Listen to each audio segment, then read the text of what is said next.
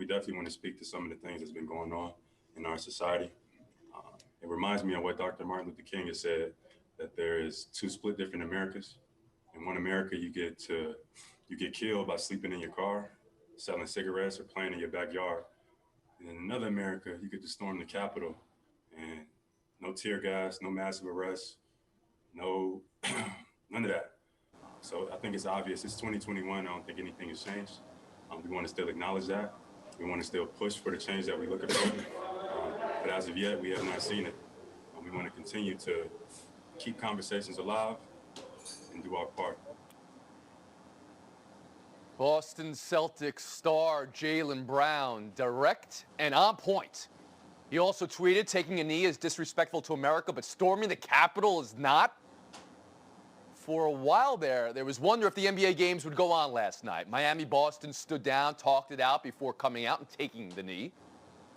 Ramona Shelburne, Clinton Yates, Frank Isola around the home. Clinton, you had said you were surprised the NBA went forward with playing last night. Can you expand on that? I was, yesterday? Tony, and it wasn't just because of yesterday, but it was also because of the day before and the situation that played out in Kenosha, Wisconsin, which obviously was a situation that messed things up in the bubble as far as what the players' mindsets were. Look, yesterday was one of the worst days anybody alive has ever seen in the country from a lot of different standpoints. And while I appreciated all the words that everybody said, frankly, I was surprised they played. And I'll credit, because this was not a situation like in the bubble. They seemed more prepared for this than they did then, and if it took them playing in order to feel better about what's going on in this nation, I'm okay with that. I liked everything everybody did, but if they had said, you know what, we're good, this isn't the day, I would have been okay too, but I like the fact that they went through with it on their own terms, which is what the whole point of this whole thing is, and I really appreciate the fact that they said something about it and to just go forward as if nothing happened. Ramona Shelburne on the impact, Brown's comments, and the rest of the league. You've seen many athletes. Well, you know, Tone, I think there's a very big difference between right now and the bubble, which is when they were in the bubble, they were all together. They could talk, they could organize, they could meet, they had a forum that night on August 26th where the entire league that was in the bubble got together and had a conversation about it. Plus, I think things had been building. You know, the Jacob Blake shooting was kind of the last straw there, and I feel like everybody had been building up to that moment. Yesterday, they're dispersed. They're around the country. It's hard to. I know you can talk and you can text, but from my understanding, in a lot of the games, each of the two teams met and they talked about what they wanted to do. But it was just a little harder to organize. And the lesson that everybody learned from the bubble was, if you are going to take action, if you are going to sit out of a game, you want to have a clear goal in mind. You want to have, we're taking action so that this happens. And that, you know, in the bubble, when the Bucks sat out, when they just decided we're not playing, they just did it because they couldn't get their hearts into it. And they sort of looked for actionables later. This time, I think everybody just felt like we have what we want to say. What we want to say is not enough has changed, and we're still going to keep this issue at the forefront, but we're going to keep using our platform to do that. And I thought Jaylen Brown's statement was awesome. I thought some of the displays that we saw from around the league were awesome. And you know, this isn't going away. They're going to keep speaking up. And Frank Isola will bring you in here on Jaylen Brown's comments, well, first of all, or the rest the of the NBA league. was the only professional league playing last night, so kind of all eyes were on the NBA. And if you go back to the bubble, I think there were some players that weren't upset that the Milwaukee Bucks went on strike. I think they were just upset that they did it without informing, you know, the power structure of the Players Association, guys like Chris Paul and LeBron James. Something tells me on a day like yesterday, it's probably a little bit more of a coordinated effort with Michelle Roberts at the union, Adam Silver at the league office, Chris Paul, players like LeBron James. I think, you know, every arena did something different. I thought it was really powerful what they did in Milwaukee, and I felt that players should have done that all along. During the anthem, they don't really televise the anthem all the time, but if you're going to take a knee right before a jump ball, more people are tuned in at that point, and I always felt that that was a more powerful message. Jaylen Brown, though, wow. How impressive. I mean, we've seen it. He's been at the front, though. He and others. The WNBA is another example with their impact just 2 days ago. But he's been at the front saying and doing things that people who are in the highest levels of public office, who are sworn to do things, he's been doing things in some ways more effective And he's been so committed to education, and that's what really sticks with me. I mean, we were all watching it yesterday on set. We're doing it again today. We're watching everything unfold before our eyes on set. And we are at home. We're at home for a reason. But as it's playing out yesterday, I said this on TV, what are we doing here? We did this to ourselves. And education is the path to knowing that this is us. Many, many people have known long time that this is us. All right? That's what Jaylen Brown's speaking about, the generational trauma the black American has experienced. This is us. But education is, I said this yesterday as well, we are better than this. But that is a future tense. We can be better than this. That the present tense hasn't earned right now through enabling, through ignorance, through miseducation and purposeful miseducation. Ignorance can destroy this country. Or this country can destroy ignorance. That's W.E.B. Du Bois. And that's what Jaylen Brown is getting to as well. Wow, very impressive, Jaylen. We're going to move on now. Ravens-Titans. Football Sunday. Lamar Jackson in the spotlight. And he is 0-2 in his playoff career, as are the Ravens the last 2 years. They're 0-2 against the Titans as well in the last 12 months, so there's another 0-2. Hearing Lamar Jackson say the number one goal is to erase the 0-2, Frank. And what will it take for him to erase that 0-2? But hear him say it out loud. I like it because he knows that, for whatever reason, most people just completely ignore the regular season. And to his point, this is his third time in the playoffs already. But I would say this to Lamar Jackson, who turned 24 today. Happy birthday, Lamar Jackson.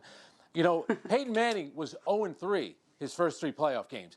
John Elway was 0-2. So, yes, he needs to get better. His accuracy hasn't been good in the playoffs. But remember this, against the Titans, they are ranked 29th in pass defense. They gave up 36 touchdowns this year via throw. That's tied for the most ever by a playoff team. So he's going to have an opportunity here. But he's right, though. He's wearing that record right now. But by no means does it mean at 0-2 that somehow this means that he can't be a terrific quarterback. That's classic Isola. Happy birthday. Now you better go play good. Clinton Yates. You hear Lamar Jackson say that. Does that mean it's in his head, in your opinion? He's focusing a lot on... I think it is in his head, and I think it should be in his head. Listen, we're not going to take anything away from the regular season. 2,000-yard rushing seasons. That's obviously tremendous. But he's playing for a franchise where success matters. This is not just where some young kid's going to run out there and excite people. The Ravens are used to winning. In that last game, the Titans, the problem was the defense. The tackling was a debacle, got into overtime, and the Titans were running all over the place. I totally get it. Listen, Lamar Jackson is arguably the best player in the league in some people's minds, even including Pat Mahomes. And if he goes 0-3 in the playoffs, 1 is a problem, 2 is a trend, 3, big disaster as far as I'm concerned in terms of what the progress is supposed to be. So he should be in his own head because this is a game that they can win if they put everything together, and he does not turn the ball over.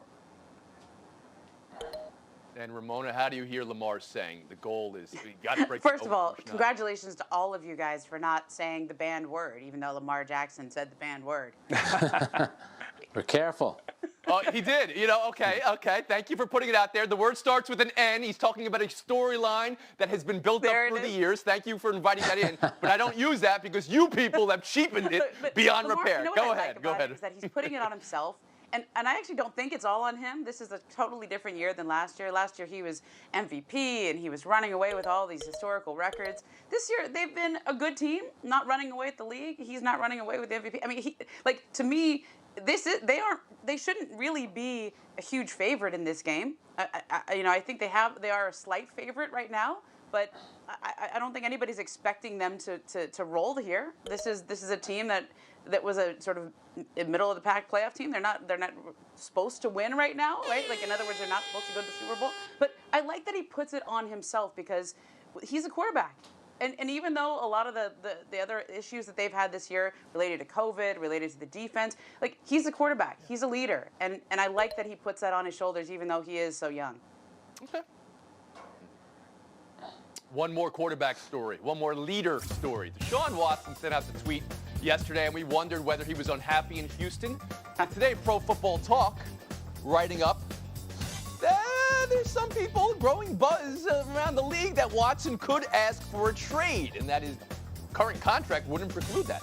So my question is, should the teams that were thinking quarterback in the draft, you know them, Jacksonville, the Jets, maybe the Bears, maybe Detroit, go after Watson before Zach Wilson, Justin Fields, and even Trevor Lawrence, Clinton Yates? I would not put it past anybody to try to make that. The Texans are a team that make bad trades. Overall, I hate this for Deshaun. You watch him on the sideline every week. He's got his head in his hands because he can't deal with the disaster that is that Texans team. Deshaun Watson is an non-word that I'm going to use that is banned. He's a great quarterback in this league. He should be on a better team that gives him more weapons. And alas, he's not there. And if he can't play to what he wants, they should get him out. A lot of teams that can use him. The Bears come to mind. The Giants come to mind. The Dolphins come to mind. I want to see this guy in a better situation because he's just that good. Directly, I'll ask you, Frank, because you're in New York. Should the Jets, instead of at number 2, maybe Justin Fields falls to them, should they instead go after Deshaun Watson? I think right the Jets now? should do it. Jacksonville should consider doing it as well. You know, people got mad at me in Houston because I said yesterday they didn't have a good year. I meant the team didn't have a good year. But no, hang on. Yeah, you were wrong They about went that. 0-4 to start the season. They didn't score more than 23 points in their first 4 games, and he had 6 touchdowns and 3 interceptions. Tony, your season is over in the NFL at 0-4. Now, statistically, he put up good numbers. But again, he did not play well in the first 4 games of the season, and you know this. The season is over after 4 games if you're 0-4. It was for Houston this year, that's for sure. Ramona Shelburne. So the Jets, definitely number 2. Number 1, would you rather have Deshaun Watson than Trevor Lawrence right now if you're Jacksonville? Should Jacksonville be working towards the trade? I would. I mean, he's a known quantity, and he just signed an extension. He's under contract through 2025. I mean, to me, this is a young quarterback who led the league in passing yards this year, 2nd in quarterback rating. This is a known quantity, under contract, great player. So what are we talking about here? What should Jacksonville put on the table? How many number 1 picks can you put on the table here? 4, Other than this 5, year, I mean, 6? I don't know that you give up the number 1 be pick an for him enormous of tag. this year. Yeah. But I would, like, at this point, like, you traded for the known quantity. This is a franchise quarterback who he's leading the league in yards, in passing yards without all the receivers. Something to monitor whether Deshaun Watson is available. We've been home. We're taking a break right here. Coming up, did the New York Mets just Dodgers themselves? Did Cleveland just Mookie Betts themselves? The Mets. By ourselves. Step right up. Oh, news of the day. The New York Mets acquiring Francisco Lindor and Carlos Carrasco. Cleveland parting away with 2 stars, but with their 27-year-old star shortstop after 4 straight All-Star seasons and 1 year before free agency. Frank Isola, that smile off your face. What does it mean for the Mets? You know, I'll give the viewers for Clinton Yates' number. You can call him up. He'll tell you all about, WAR and slugging percentage, fielding percentage. This is about Steve Cohen, the owner of the Mets, basically saying we're now going to operate like a big market team. And they went out and got a big star who plays with such joy. The Mets are making the right kind of moves. Their fans are going to be ecstatic today. Clinton Yates, what does this mean for the Mets? Yeah, forget about the stats, Frankie. You're exactly right. They got a star, somebody to put butts in the seats for a franchise that has been moribund for way too long. For Cleveland, what are you doing? This was a playoff team a year ago. You had an all-star game 2 years ago, and now the only person on that squad I care about are the Biebs and Tristan McKenzie. $40 million payroll? Are you kidding me? The Cleveland fan base deserves way better. Go ahead and change the name of the Spiders and get it together. Right now, they're a minor league baseball team. Come on, son. What did you say before, Clinton? This is now a trend. I mean, this is another playoff team from last year. Hello, Tampa made it to the World Series last year, trading away their best players. Major League Baseball. And then we saw Boston do this last year. Need a cap to prevent stuff like this. Well said. Ramona Shelburne, can you give your view of it also as the Dodgers acquired an all-star last year from Boston, Mookie Betts, and you saw how that played out. There's similarities, but, way? Boston moved Mookie Betts at the right time. They got a lot of value for him. And they got Alex Verdugo. They got some good prospects. Like, that was a very different trade than this one. Cleveland waited a year too long. They didn't get much for him. All they got was the opportunity to not pay him, the opportunity to not extend him. And it's really sad for Cleveland because that's such a great baseball town and that's such a great club. But when in baseball right now, everything that you hear you're not hearing any signings, right? You're not hearing any big, because there are teams right now that are really hurting without fans in the stands, without they're laying people off left and right. Like I think this is going to be a trend in baseball. And it's really sad because it's anti-competitive. For the Mets, I'm happy for you, but Clinton, there's no butts in the stands right now. There's no fans coming back. Yeah. So good for them. I think That's it's a good great, point, Ramona. Well, maybe, I mean, these are good prospects. So maybe Cleveland will be able to do something with these prospects. Maybe they'll turn into an all-star 4 times by the time they're 27, and then they can trade them then. We'll move on. Buy or sell to Bradley Beal 60 last night. He said he was mad afterwards because it came in a loss, and as all of his big point games do, so they don't count if they come in a loss. Clinton, buy or sell Beal, buy or sell 60 counts. I'm buying every single thing about this from Bradley Beal. They've lost 3 straight games, and this guy scores 50 points or more. The trade, I'm sorry, has not worked out as well as everybody thinks as far as Wall is concerned. Beal is not the number 1, and that's okay. Terrible defensive team, and if he's got to fill it up like that and they still can't beat anybody, that's a problem. This is not working out for the Zardos, and as far as I'm concerned, they're still the worst team in the NBA, and Bradley knows that. Frustration you're seeing. Tell us how you really feel, Clinton. Ramona, a 60-point game is still something Look, in the NBA, right? -9 rating out there, though. It's like the worst net plus minus for anyone who's had a 60-point game since they've been counting these stats, all right? But okay. They lost the game because they suck at defense, and also because the Sixers are really good. And the Sixers were 18 to 29 from 3. That's really good shooting, but it's also really poor perimeter defense. So as much as you want to give Bradley credit for scoring 60, he's also not playing the best defense out there. And neither is Russ. I never thought we'd be in a place where Frank would be the sensitive soul here. Ramona, tell me how you feel, Frank. A 60-point game still something in the NBA? Does it count? Points after 3 quarters. They were down by 21. He brought them almost all the way back. Now, late in the game, he did get a shot blocked in the final minute. Then he missed a 3-pointer. But that is a big-time performance. Listen, I understand what Clinton is saying, but remember, 10 teams are in theory going to get into the playoffs. I still think they'll get their act together. They need to play better defense. I think they'll be one of the top 10 teams in the Eastern Conference. Yes. This is still a playoff team to you? Westbrook needs to play better. Still a playoff team, Frank Isola. Ooh. How did that point? That point came at the horn there, or did it come after the horn? What's happening here? I don't know. Ramona Shelburne, thanks for joining us today. Frank Isola, Clinton Yates, showdown in 90 seconds. Yates, Frank Isola, good luck in showdown. Oh, are we really doing the Knicks with Isola here? Oh, man. Oh, man. The hottest team in the NBA, question mark. 5-1 in their last 6. The New York Knicks. Frank, I haven't been able to track. No. Have you been tweeting about this every day? No. Every single day? Well, how real it's is this, January, Isola? and the Knicks have a winning record. Come on now. Tom Thibodeau's an outstanding coach. His teams play hard. They share the ball. And guess what? Now that they're winning, everyone's complaining. The minutes police are out complaining about how many minutes everybody's playing. Just worry about the wins. Let me guess. You're going to tell me that the NBA is better when the Knicks are good. I didn't say that. Biggest fallacy. I didn't say that. They have moved up to participants. He didn't say it. He didn't say that. The Knicks are balling right now, Clinton. You have to admit that. Balling is a great name for a book, wouldn't it, Frank? Point to Isola. And Randall was a bull in a china shop. I'm not calling him Zion, but I mean he's got terrific. that. He's been great. He's an all-star this year, basically. We'll move on. Showdown 2.